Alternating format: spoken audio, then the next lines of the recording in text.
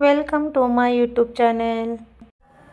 नमस्कार विद्यार्थी मित्रांनो, आपण पाहतो इयत्ता दुसरीचं अभिरूप शिष्यवृत्ती परीक्षा यामधील काही प्रश्नपत्रिकांचे सॉल्युशन। तर आतापर्यंत विद्यार्थ्यांनो आपल्या 5 प्रश्नपत्रिका झालेल्या आहेत बघा। त्यामधील मराठी, गणित, इंग्रजी, बुद्धिमत्ता या 4 विषयाचे मी तुम्हाला स्पष्टीकरण देते। आज आपण पाहणार आहोत प्रश्नपत्रिका क्रमांक 6 आहे बघा, संच तो। त्यामधील मराठी आणि गणित या विषयाचा स्पष्टीकरण आपण आज पाहणार आहोत। तर त्याच्या आधी तुम्ही जर माझ्या चॅनलला सबस्क्राईब करून घेतला नसाल तर पहिला सबस्क्राईब करून घ्या आणि बेल आयकॉनला क्लिक करायला विसरू नका, जेणेकरून पुढील जे व्हिडिओ असतील ते तुम्हाला माझे पाहता येतील। चला तर बघू। विभाग पहिला आहे बघा मराठी। प्रश्न क्रमांक 1 ते 13 प्रश्न आहेत बघा। त्यामधील सुरुवातीला पहिला प्रश्न बघू आपण। 1 व 2 साठी सूचना दिलेली असते। सुरुवातीचा प्रश्न हा कविता किंवा आपला असा छोटा उतारा दिलेला असतो आणि त्या उतारावरून आपल्याला प्रश्न उत्तर शोधायचे असतात। तर बघा, उतारा काळजीपूर्वक वाचून त्याखालील प्रश्नांची उत्तरे पर्यायातून निवडा म्हटलेलं आहे। पहिला काय करायचं विद्यार्थ्यांनो, नेहमीप्रमाणे आपण पॅराग्राफ हा उतारा काळजीपूर्वक वाचून घ्यायचा आहे आणि त्यानंतरच प्रश्नाकडे वळायचं आहे। तर मी उतारा वाचून घेतलेला आहे बघा। पहिला प्रश्न आहे, दळणवळणासाठी उपयोगी नसणारे साधन कोणते?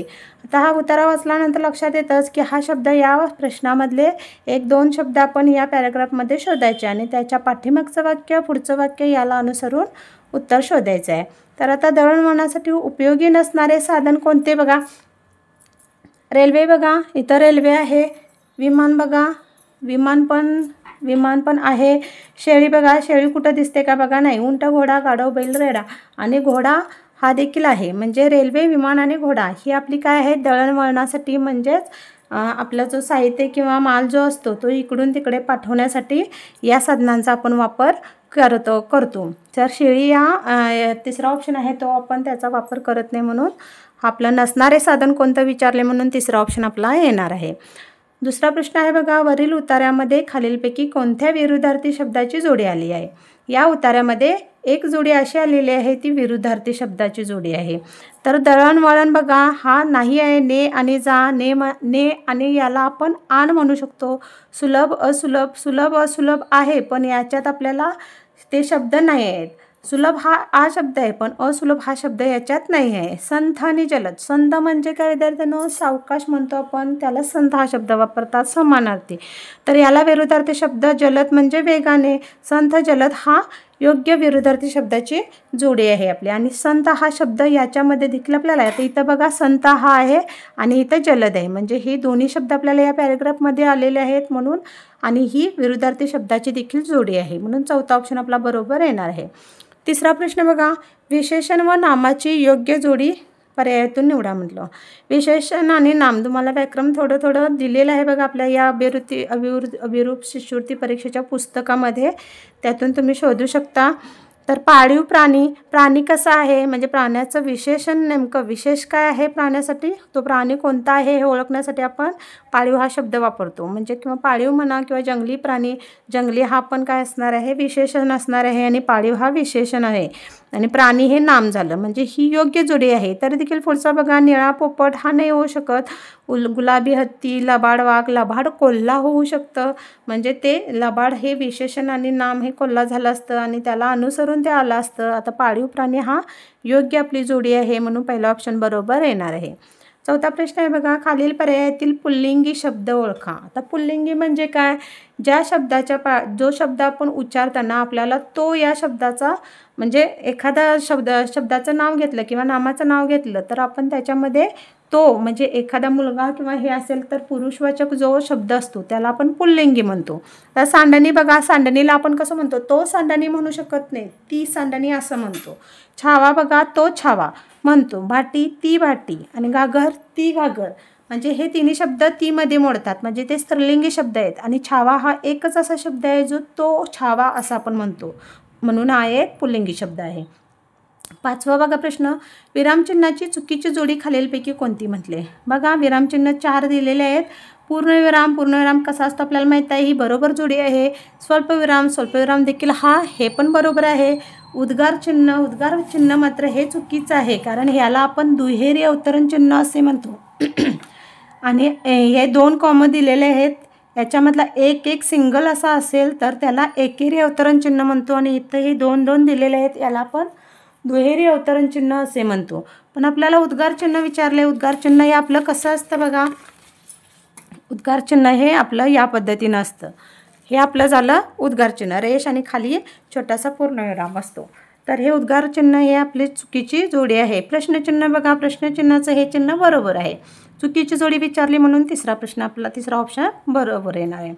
6वा बघा प्रश्न, एक सर्कल दिलं आहे त्याच्यामध्ये शब्द दिलेत. काय प्रश्न आहे बघा. शेजारील वर्तुळामध्ये काय दडले आहे. आता काय म्हटलं आहे, म्हण, वाक्यप्रचार, रंगाचे नाव का समूहदर्शक शब्द. म्हणजे याच्यामध्ये जे शब्द आहेत त्याच्यापासून आपल्याला एखादं वाक्य तयार करायचं आहे किंवा जे अर्थपूर्ण शब्द आहेत ते शब्द तयार करायचे आहेत. ते शब्द तयार केल्यानंतर आपल्याला ती म्हण आहे का, वाक्यप्रचार आहे का एखाद्या रंगाचे नाव आहे का समूहदर्शक नाव आहे. तर आपण आता मी अर्थपूर्ण शब्द तयार करते बघा. पहिला आता क, न, ने, द, र आणि वन असं आहे. मग आपल्याला याचा शब्द काय होतो बघा. मी करते बघा, वंदन करणे. आता मी इथं लिहून देखील दाखवते बघा. वंदन करणे हा झाला आपला शब्द. अर्थपूर्ण शब्द आधी पहिला तयार करून घ्यायचा असा. वंदन करणे हे दोन शब्द झाले आपले अर्थपूर्ण शब्द. आता ही काय झाले, म्हण आहे का बघा. म्हण ही अशी नसते, वाक्यप्रचार आहे. हा आपला शब्द तयार झालेला आहे तो वाक्यप्रचार आहे. वंदन करणे म्हणजे रंगाचे नाव देखील नाही, समूहदर्शक शब्द देखील नाही, म्हणून आपला दुसरा ऑप्शन बरोबर येणार आहे. 7वा प्रश्न बघा. असे प्रश्न तुम्हाला झालेले आहेत पुस्तकामध्ये. असे तुम्हाला सरावासाठी प्रश्न दिलेले आहेत बघा. रिकाम्या चौकटीत पर्यायातील कोणता अक्षरगट घेतल्यास अर्थपूर्ण शब्द तयार होतील. म्हणजे ह्या रिकाम्या चौकटीमध्ये ह्या ऑप्शनमधले हे शब्द इथं वापरायचे आहेत आणि त्याच्यापासून ह्या क पासून ह्या कला हा इथला जो शब्द आपण लिहिणार आहे तो जोडायचा आणि त्याच्यापासून शब्द तयार करायचा. आता पहिला ऑप्शनमध्ये बघा, ळ मी पहिला इथं ळ घातलं, हे ब इथं घातलं आणि र इथं घातलं. शब्द काय तयार होणार बघा. कळ, क ब, कर. पण अर्थपूर्ण शब्द तयार होत नाहीत. कर होतोय, कळ होतोय, पण कब हा शब्द तयार होत नाही, म्हणून ही जोडी येणार नाही. दुसरा गट बघा, र ब स, कर, क ब, कस. याची देखील अर्थपूर्ण शब्द तयार होत नाहीत. तिसरा बघा, कस, क व, कर. आता कस आणि कर होतो पण कव हा शब्द अर्थपूर्ण होत नाही, म्हणून हा देखील गट येणार नाही. चौथा बघू आपण, सरळ आहे बघा. कस, कर आणि कळ. म्हणजे ह्या चौथ्या गटापासून आपल्याला 3 अर्थपूर्ण शब्द तयार होतात, त्यामुळे चौथा ऑप्शन आपला बरोबर येणार आहे. 8वा बघा, चित्कार कोणाचा. म्हणजेच काय, आवाजदर्शक, ध्वनिदर्शक आपण म्हणतो तो शब्द, तो प्रश्न आहे. चित्कार कोणाचा. कोल्ह्याचा, कोल्हे कुई असती. घोड्याचा, दुसरा माकडाचा आणि हत्तीचा. तर आपल्याला चित्कार कोणाचा असतो तर हत्तीचा चित्कार असतो, त्यामुळे आपला चौथा ऑप्शन बरोबर येणार आहे. हत्तीचे चित्कारणे असं आहे बघा आपल्याला. 9वा प्रश्न आहे बघा. 9 आणि 10 साठी सूचना दिलेली आहे. रिकाम्या जागी पर्यायातील योग्य शब्द निवडून सुसंगत वाक्याचा परिच्छेद तयार करा म्हटले. 9वा प्रश्न बघा. 9 आणि 10 म्हणजे हे 2 शब्द आहेत. याला अनुसरून म्हणजे आता जर पहिला प्रश्न आपल्याला जर येत नसेल तर दुसरा प्रश्न वाचायचा आणि त्याच्यावरून पहिल्या प्रश्नाचं देखील उत्तर काढता येतं. आता पहिल्या प्रश्नात आपल्याला काय म्हटलंय बघा. शेतकऱ्याचा मित्र कोणाला म्हणतो आपण. शेतामध्ये बैल, गांडूळ, साप आणि कुत्रा. तर शेतामध्ये काय असतो, साप असतो. साप हा शेतकऱ्याचा मित्र म्हणून आपण त्याला ओळखतो. कारण का ओळखतो त्याला, कारण तो शेतातील खाऊन फस्त करतो. काय खातो तर ऑप्शन दुसरा आहे बघा, उंदीर खाऊन फस्त करतो. कारण जर सापाने उंदीर खाल्ले तर आपल्याला जे पिकाचे होणारे नुकसान असते ते आपला शेतकरी तो टाळू शकतो, त्यामुळे साप हा शेतकऱ्याचा मित्र आपण म्हणून ओळखतो. लक्षात आलं का बघा. पहिल्याचं उत्तर आहे आपलं 9व्याचं तिसरा ऑप्शन आणि 10व्याचा ऑप्शन क्रमांक 2 हा बरोबर येणार आहे. 11वा प्रश्न आहे. खालीलपैकी शब्दसमूह व त्याच्या अर्थाची योग्य जोडी ओळखा म्हटले. शब्दसमूह व त्याच्या अर्थाची योग्य जोडी काय आहे बघा. संशोधक, गाणे गाणारा, दुकान, माल ठेवण्याची जागा, भूचर, जमिनीवर राहणारे, पादचारी, गाडी चालवणारा. तर तिसरा ऑप्शन आहे बघा आपला भूचर, जमिनीवर राहणारे. हा आपला काय असणार आहे, योग्य जोडी असणार आहे. का असणार आहे, भूचर म्हणजे काय, भू म्हणजे जमीन, मग चर म्हणजे जमिनीवर राहणारे. भूचर याला आपण हे शब्दसमूह, भूचर हा शब्दसमूह आहे, म्हणजे जमिनीवर अनेक प्राणी राहतात त्यांना आपण भूचर म्हणतो, म्हणून तिसरा ऑप्शन बरोबर येणार आहे.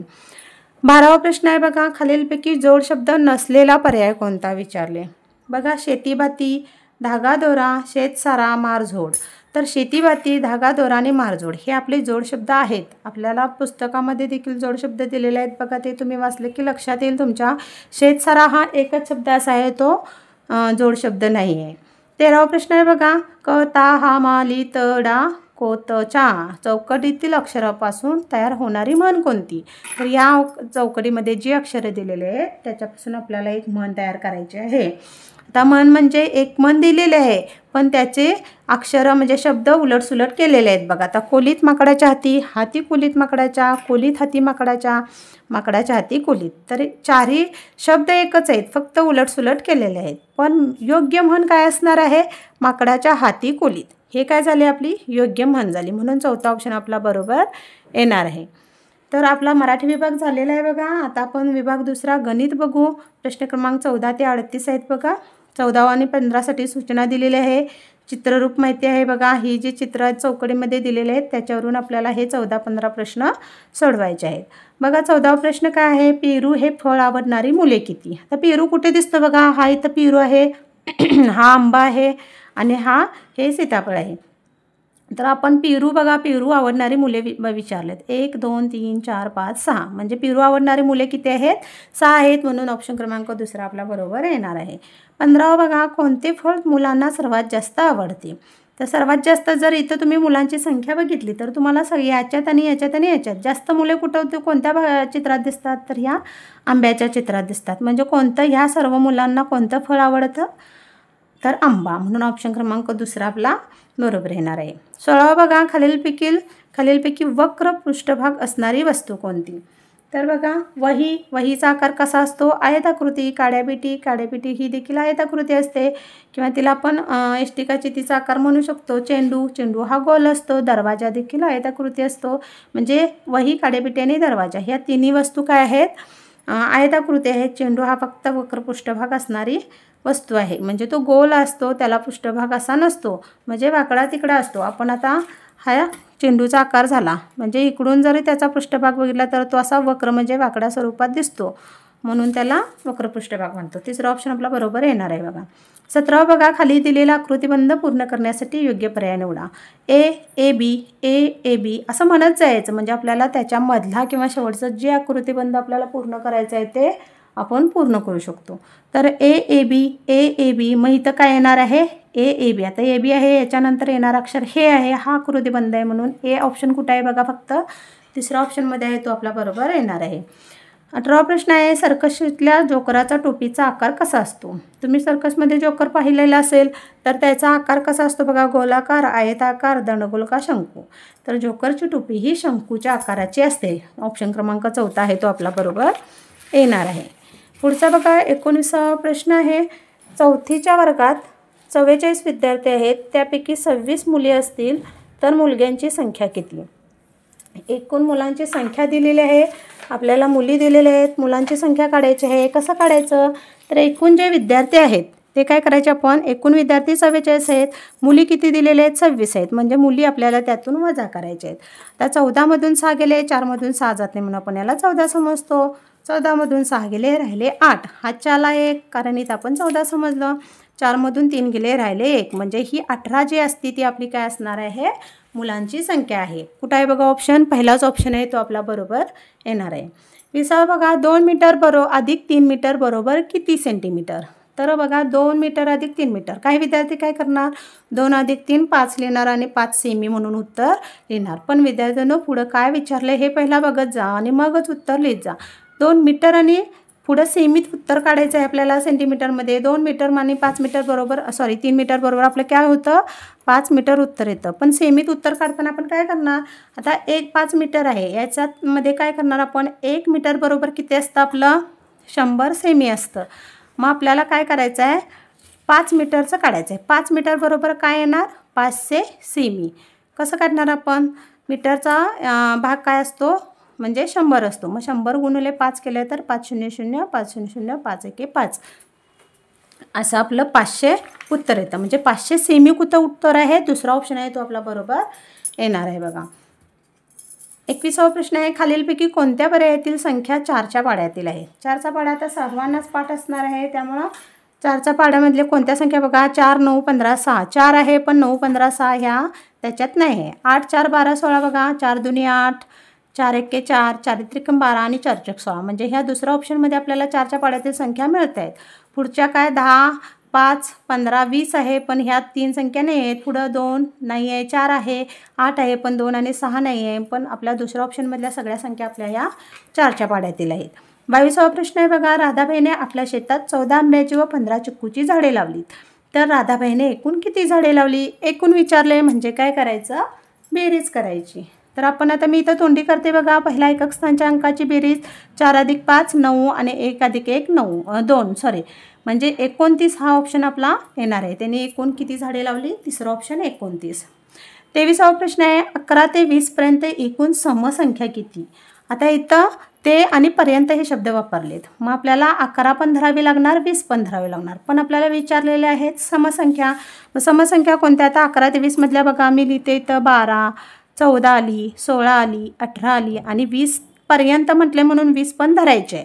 मग किती एकूण झाल्या बघा, 1 2 3 4 5. म्हणजे एकूण 5 समसंख्या आहेत. ऑप्शन क्रमांक दुसरा तो बरोबर येणार आहे. 24वा बघा, 35 मध्ये किती मिळवल्यास उत्तर आपलं 50 येणार आहे. आता 35 मध्ये मिळवल्यास म्हणजे बेरीज करायची. मग काय करायचं, 35 अधिक 35 खालच्या ऑप्शन प्लस करून बघायचे आपण. 35 अधिक 35 केलं तर आपलं उत्तर 70 येणार. उत्तर आपलं 50 आलेलं पाहिजे. 35 अधिक 20 बघा, 5 5 आणि 3 आणि 2 5 म्हणजे 55 येतं. हे पण उत्तर चुकीचं आहे. 35 अधिक 14 बघा, 5 आणि 4 9, 3 आणि 1 4 49 येतं. पण हे पण उत्तर हा पण ऑप्शन आपला चुकीचा येणार आहे. आता 35 अधिक 15 चौथा ऑप्शन बघू आपण. मी करून बघते बघा इथं. 35 अधिक 15 5 5 10 ह्याच्या 1 3 आणि 2 5 म्हणजे 50 उत्तर येतं. 35 मध्ये 15 मिळवलं तर आपलं उत्तर 50 येणार आहे. चौथा ऑप्शन आपला बरोबर येतो बघा. 25वा प्रश्न आहे, 1 ते 100 पर्यंत एक अंकी संख्या किती? 100 पर्यंत किती अंकी विचारलं आहे पहिला ते बघायचं. एक अंकी विचारलेत ना, मग 1 पासून 9 पर्यंत हे आपले एक अंकी संख्या आहेत. 10 ही झाली 2 अंकी. आपण 1 पासून 1 ते 9 अंक किती होणार? एकूण 9 अंक होणार. म्हणून पहिला ऑप्शन आपला बरोबर येणार आहे. 26वा बघा, चौकट अधिक चौकट बरोबर 36. तर चौकटीच्या जागी कोणत्या पर्यायातील संख्या अनुक्रमे येतील? म्हणजे या 2 चौकटीमध्ये हे खालचे जे ऑप्शन दिलेले आहेत त्यातले प्लस करायचे आहेत आणि 36 उत्तर येतं का बघायचं आहे. आता 18 अधिक 19 बघा, 9 अधिक 1 मी एकक स्थानच्या अंकाची बेरीज करते बघा. 9 अधिक 8 केलं तर आपल्याला 9 10 आणि 17 म्हणजे एकक स्थानी 7 येतं. पण आपल्याला 6 आलं पाहिजे. इथं बघा 9 अधिक 6 केलं तर 15 येतं म्हणजे 5 इथं आलं पाहिजे पण इथं 6 आलं आहे. परत इथं बघा 9 अधिक 7 एकक स्थानच्या अंकाची बेरीज करायला लागली मी आणि मग उत्तर काढणार आहे बघा. 9 अधिक 7 जर केले 9 10 आणि 16 म्हणजे 6 येतं. हातच्या 1 आला 36. मी तुम्हाला उभी मान्य करून दाखवते तिसऱ्या ऑप्शनची बघा. 19 अधिक 17 9 अधिक 7 खाली लिहिते बघा मी. 19 अधिक 17 9 अधिक 7 9 10 16 हातच्या 1 1 2 3 म्हणजे 36 उत्तर आलेलं आहे आपलं. 19 अधिक 17 केल्यानंतर 36 उत्तर येतं म्हणून तिसरा ऑप्शन आपला बरोबर येणार आहे बघा. 27वा बघा, 10 वजा 10 दशक बरोबर किती दशक? 10 वजा 10 दशक म्हटले विद्यार्थ्यांनो. मग 100 वजा 10 दशक म्हटले. 100मधून 10 वजा डायरेक्ट करायचे नाहीत. 90 उत्तर येणार तुमचं. पण उत्तर देखील आपल्याला दशकमध्ये काढायचं आहे. आता पहिला 10 दशक म्हणजे किती काढू आपण? 10 दशक. 10 दशक म्हणजे 10 म्हणून 10 गुणिले 10 करायचं आपण. उत्तर काय येणार आपलं 100. आपल्याला कशातून वजा करायचं आहे? 100 वजा 10 दशक म्हणजे आपलं काय आलं? 100 आलेलं आहे. म्हणून 100 वजा 100 केलं तर आपलं काय उत्तर येणार आहे? 0. किती दशक विचारलं आहे? 0 उत्तर आले म्हणलं दशकचा सवालच येत नाही म्हणून दुसरा ऑप्शन 0 हाच येणार आहे. 28वा प्रश्न बघा, 5 रुपयाला 1 पेन तर 6 पेनासाठी किती रुपये द्यावे लागतील? 5ला एका पेनाची किंमत दिली, अनेकांची काढायची आहे. काय करतो आपण? गुणाकार करतो. 5 गुणिले 6 करायचं. 5 सक्क 30 उत्तर येतं. पहिला ऑप्शन आपला बरोबर येणार आहे बघा. 29वा प्रश्न आहे, 1 लिटर दूध घेण्यासाठी पाव लिटरची किती मापे घ्यावे लागतील? आता 1 लिटर दूध म्हणजे किती पहिला काढू? 1 लिटर बरोबर आपलं काय असतं? 1000 मिलीलिटर. आता ह्याचे जर पावभाग किती येतात हे काढण्यासाठी पहिला आपण काय करू? पाव लिटर म्हणजे किती काढू? पाव लिटर म्हणजे काय झालं आपलं? 250 झालं. मग 250 मिली झालं हे आपलं. 250 मिलीचं काय करणार आपण? जर आपल्याला 1000 ही किंमत 250 मिलीची अशी किती मापं घेतल्यानंतर आपलं 1000 उत्तर येणार. तर आपण बघू 4 जर केली, 4 मापे जर आपण इथं मी लिहिते बघा, 4 मापे जर मी घेतली तर अंदाजे आपण काय करू बघा, 4 0 0, 4 5 20, हातच्या 2 आला, 4 2 8 आणि 2 10. आपल्याला उत्तर आलेलं आहे का बघा, 1000 मिली. उत्तर आपलं 1000 मिली आलेलं आहे. म्हणजे 1000 मिली हे होण्यासाठी आपण 250 म्हणजेच पाव लिटरची किती मापे घेणार, 4 मापे घेणार. म्हणून आपलं उत्तर काय येणार आहे बघा, 1 लिटर दूध घेण्यासाठी पाव लिटरची 4 मापे घ्यावे लागतील. कशी काढली लक्षात आली का बघा. पहिला मी 1 लिटर बरोबर किती काढलं, पाव लिटर बरोबर किती काढलं आणि त्याला गुणुले 4 करून बघितलं. म्हणजे 4नं 4 मापे घेतली तर आपल्याला 1000 मिली उत्तर येतं. 3वा प्रश्न बघा, जून महिन्याच्या आधीचा महिना कोणता. आता जूनच्या आधी कोणता येतो तर मे महिना, दुसरा ऑप्शन आहे. 31वा बघा, घड्याळात किती वाजले आहेत. आता इथं बघितल्यानंतर तुमच्या लक्षात येईल की हा तास काटा आहे, तास काटा आणि हा मिनिट काटावरचा आहे. मिनिट काटा जर 12वर असेल आणि तास काटा कोणत्याही अंकावर असेल तर ती संख्या पूर्ण वाजली असं आपण म्हणतो. आता हा तास काटा 6वर आहे म्हणजे पूर्ण संख्या वाजली, म्हणजेच किती 6 बरोबर वाजलेले आहेत. म्हणून दुसरा ऑप्शन आपण बरोबर देणार आहे. 32वा प्रश्न आहे, खालीलपैकी 50 रुपयाची नोट कोणती. तर इथं 5 आहे बघा, इथं 10 आहे, इथं 50 आहे आणि इथं 100 का 500 दिसत आहेत बघा. 500 काय तर का 100 दिसत आहेत. पण आपल्याला 50 रुपयाची नोट विचारले म्हणून इथं तिसऱ्या ऑप्शनमध्ये दिसतं बघा 50. ते ऑप्शन आपला बरोबर येणार आहे. 33वा प्रश्न आहे बघा, आकृती दिलेली आहे, या आकृतीला काय म्हणतात. आकृती बघितल्यानंतर लगेच लक्षात येतं चौरस, कोण, त्रिकोण का आहेत. तर ही आकृती कोणती आहे, आपली त्रिकोणाची आहे. म्हणून तिसरा ऑप्शन बरोबर येणार. आता 34वा प्रश्न काय आहे बघा, 8 9 हे अंक एकदाच वापरून तयार होणाऱ्या मोठ्यात मोठ्या 2 अंकी संख्येतील एकक स्थानी कोणता अंक असेल. प्रश्न खूप मोठा आहे म्हणून घाबरून जायचं नाही विद्यार्थ्यांनो. 8 आणि 9 दिले बघा. तर याच्यापासून आपल्याला काय किती संख्या तयार होणार हे आधी काढू. याच्यापासून आपल्याला 2 संख्या तयार होतात म्हणजे 89 आणि 98. तर 2 संख्या पहिल्या तयार करून घ्यायच्या. त्याच्यानंतर काय विचारलं आहे, मोठ्यात मोठ्या 2 अंकी संख्या. आता मोठ्यात मोठी याच्यातली कोणती संख्या आहे तर 98 आहे. ह्या मोठ्यात मोठ्या 2 अंकी संख्येतील एकक स्थानी, मग एकक स्थानी कोणता अंक आहे म्हटलं. हा एकक स्थानी आपला कोणता अंक आलेला आहे, 8 अंक आलेला आहे. हा दशक स्थानचा अंक म्हणजे एकक स्थानी कोणता अंक आला, 8 आला. मोठ्यात मोठी संख्या आपली 98 झाली आणि एकक स्थानचा अंक 8 आला. म्हणून चौथा ऑप्शन बरोबर येणार. 35वा प्रश्न आहे बघा, 49 67 76 79 या संख्या कोणत्या क्रमाने मांडलेल्या आहेत. बघा क्रम खाली दिलेले आहेत. ऑप्शन बघा, उतरता क्रम, सरळ क्रम, आडवा क्रम का चढता क्रम. तर संख्या पहिला बघू आपण. 49पेक्षा मोठी संख्या कोणती आहे, 67 आहे. 67पेक्षा मोठी 76 आहे आणि 76पेक्षा मोठी 79 आहे. म्हणजे काय करतो आपण, जेव्हा लहान संख्या घेऊन मोठ्या संख्या लिहित जातो तेव्हा काय होतो, आपला तो चढता क्रम होतो. आणि मोठी संख्या सुरुवातीला घेऊन त्याच्यापेक्षा लहान लहान संख्या घेतो तेव्हा आपण तो होतो आपला उतरता क्रम. आपल्याला इथं लहानापासून मोठ्यापर्यंत दिल्यात म्हणून आपला चौथा ऑप्शन बरोबर येणार आहे. 36वा प्रश्न आहे, खालीलपैकी कोणत्या संख्येतील 2ची स्थानिक किंमत 20 असेल.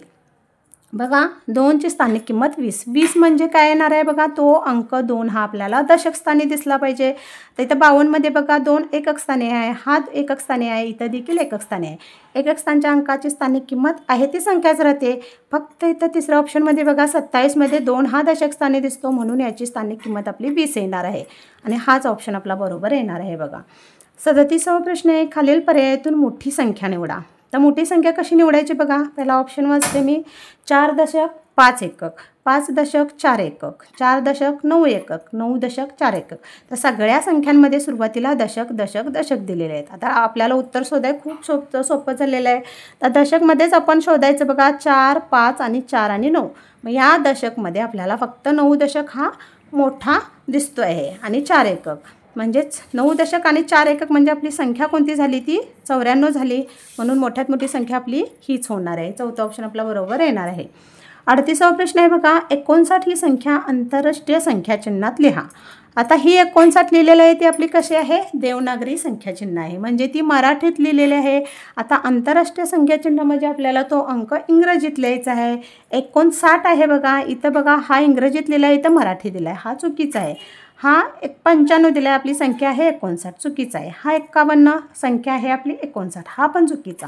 तर चौथा ऑप्शन बघितला असा तर लक्षात येईल की तुमच्या 5 आणि 9 हा इंग्रजी अंक म्हणजेच आंतरराष्ट्रीय संख्या चिन्हात लिहिलेला आहे म्हणून चौथा ऑप्शन आपला बरोबर येणार आहे. तर विद्यार्थ्यांनो, तुम्हाला स्पष्टीकरण माझं समजलेलंच असेल. तर आता आपलं मराठी आणि गणित हा विभाग झालेला आहे बघा. जर हे तुम्हाला स्पष्टीकरण आवडत असेल तर नक्कीच माझ्या चॅनलला लाईक करा, सबस्क्राईब करा आणि कमेंट करायला देखील विसरू नका. धन्यवाद.